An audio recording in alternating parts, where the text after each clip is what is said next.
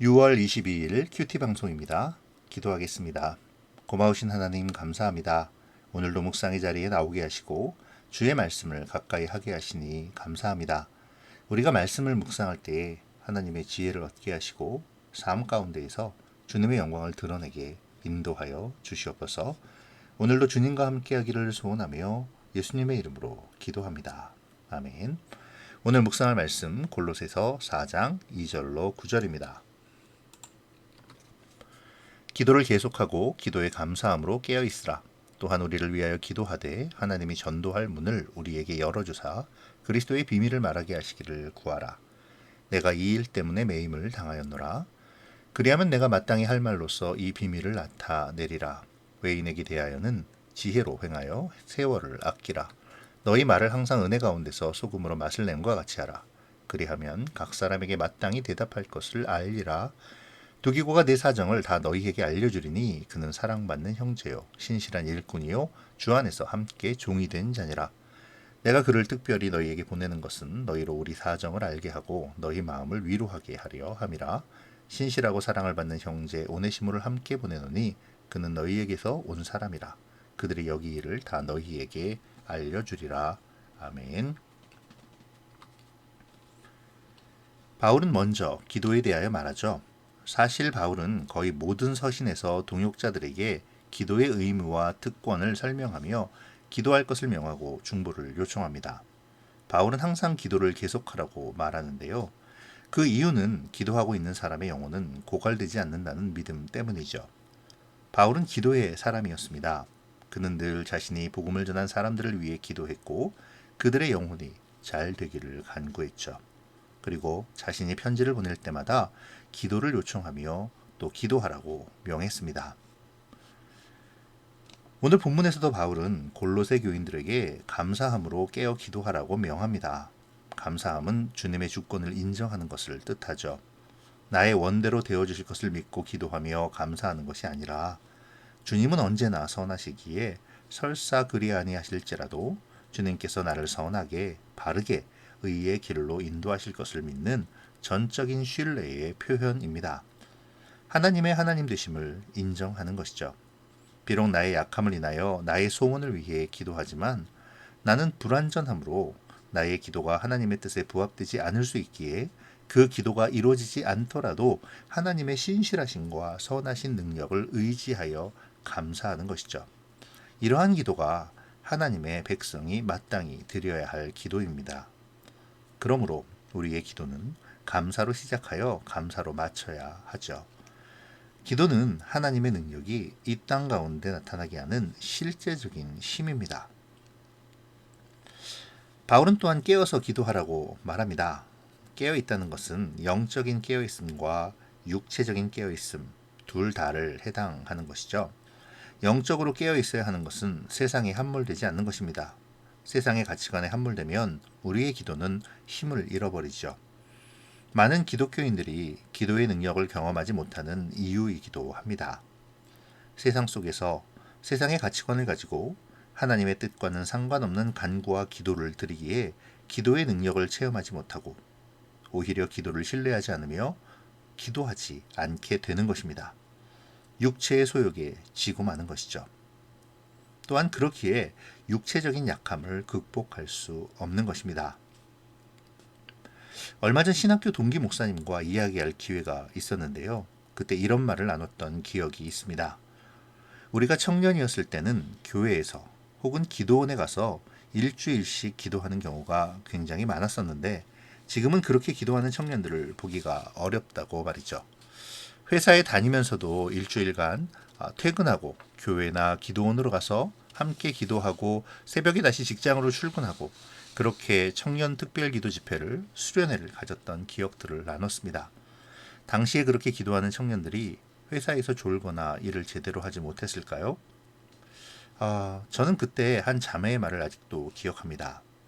이상하게 금식하고 밤늦게까지 기도하다 몇 시간 쉬지도 않고 또 새벽같이 회사에 출근하는데 힘이 난다고, 기쁨이 있다고요.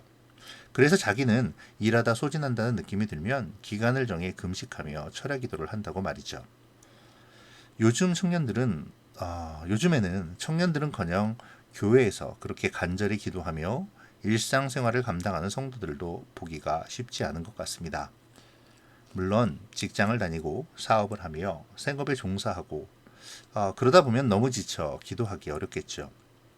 또 당시에 비하면 사회적으로 경제적으로 더 팍팍하게 변화되었으니까요. 사회적인 가치관도 인간을 생각하는 가치관도 모두가 바뀌어 버렸으니까 말이죠. 그러나 그렇다고 우리가 기도하지 않는다면 우리는 영적인 고갈 속에 살아갈 수밖에 없습니다. 시간이 없기에 몸이 피곤하기에 라는 말은 핑계가 될 수 없습니다. 그것은 사탄이 주는 생각이죠. 우리는 영적인 분별력을 갖추기 위해 그리고 영적인 고갈을 막기 위해 몸의 피곤함을 무릅쓰고 오히려 회복시키시는 주님을 신뢰하며 기도해야 합니다. 오늘 말씀을 바라보며 우리의 기도의 모습을 묵상해 보시기 바랍니다. 또한 바울은 오늘 기도를 명하며 자신들을 위한 중보를 부탁하는데요. 그러면서 너희가 나를 위한 기도로 말미암아 내가 그 사역을 잘 감당할 수 있다고 말하죠. 이것은 중보의 힘을 믿고 있는 것입니다. 남을 위한 중보의 기도는 능력이 있습니다. 제가 아는 어떤 분은 기도 동량을 다닙니다. 자기를 위해서 기도해 줄 사람이 없어서 젖동량하듯이 기도하는 사람만 보면 기도 제목을 주고 기도 동량을 한다고 말하죠. 그분은 중보기도의 중요성을 알고 있는 것이죠. 그분은 제게 소식을 전해올 때마다 여지없이 기도 제목을 주며 기도 부탁을 합니다. 오늘 우리는 서로의 기도 제목을 나누고 서로를 위해 기도를 부탁하고 기도함을 멈추지 말아야 할 것입니다. 기도의 동역자로 서로에게 든든한 버팀목이 되어 주어야 하죠. 기도의 줄로 서로를 엮어감으로 서로의 버팀목이 되고 사랑을 심어가는 우리가 되어야겠습니다. 이어서 바울은 5절과 6절에서 그리스도인으로서 세상을 살아가며 외인, 즉 교회 밖에 있는 사람들과의 관계를 어떻게 맺고 하나님의 영광을 드러내야 하는지를 말해주는데요. 먼저 지혜로 행하라고 말합니다. 성도가 불신자를 만나지 않고는 살아갈 수 없습니다. 때로 불신자와 함께 이야기도 하고 사업을 같이 하거나 어울려야 할 때도 있죠. 이때 주님의 영광을 가리지 않도록 지혜롭게 처신해야 한다는 이야기입니다. 두 번째로 세월을 아끼라고 말하는데요. 이 말은 곧 기회를 놓치지 말라는 이야기이죠. 우리는 불신자와 만나며 그에게 복음을 전할 기회를 얻어야 합니다. 주님께서 우리로 불신자를 만나게 하시는 것은 그들과 교제하며 생업을 하라는 것도 있지만 그 영혼에게 복음의 기회를 전달하라는 사명을 주신 것이기도 하죠. 그렇기에 우리는 세월을 아껴야 합니다. 그들과의 만남의 시간이 영원히 주어지는 것이 아니기 때문입니다. 우리는 그리스도를 위해 일하는 사람들이기에 할 수 있는 한 만나는 모든 사람에게 봉사하고 때를 얻기를 기도해야 하죠. 그리고 때를 얻든지 못 얻든지 복음을 전하는 삶을 살아야 합니다. 그리스도의 영광을 드러내며 그 영광을 불신자들이 바라보며 돌이키게 하고자 하는 삶을 보여야 하죠. 주님과 이웃을 위해 복음을 전하며 봉사하는 시간을 헛되이 보내지 말아야 하는 것입니다. 마지막으로 마땅히 대답할 것을 알아야 한다라고 바울은 말하는데요. 여기서 바울은 소금으로 맛을 낸과 같이 하라고 전제합니다. 이것은 바로 전에 말씀드린 대로 우리의 삶이 그리스도의 영광을 드러내는 삶이어야 한다는 것과 일맥상통하는 말이죠. 복음은 말에 있는 것이 아니라 삶에 있는 것입니다. 소금과 같은 그리스도인의 정체성을 드러내는 삶으로 세상이 요구하는 그리스도인의 삶을 증명해 내어야 한다는 것이죠. 그러할 때 우리의 말이 힘을 얻을 수 있습니다. 오늘 그리스도인으로서의 우리의 현재의 삶을 묵상해 보면 좋겠네요. 나의 그리스도인으로서의 정체성을 소금의 맛을 내는 삶으로 증명하고 있는지 말입니다. 이제 사도 바울은 골로새 성도들에게 복음과 성도의 삶에 대하여 하나님의 말씀을 전해주고 나서 그 말씀을 들고 가는 사역자들에 대하여 한 사람 한 사람 언급합니다. 한 사람씩 언급하면서 그들을 높여주고 세워주는 것이죠.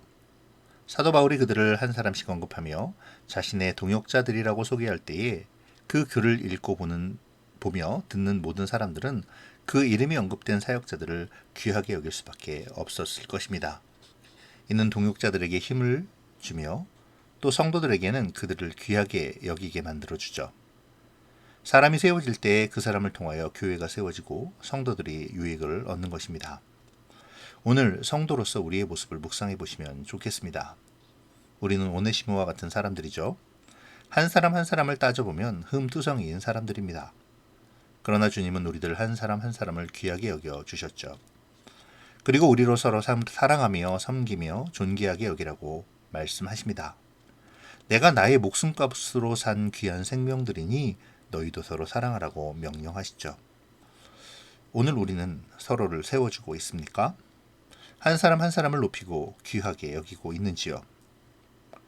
우리 공동체는, 우리 교회는, 우리는 사람을 세우고 교회를 세우며 서로 유익을 끼치는 그러한 공동체입니까?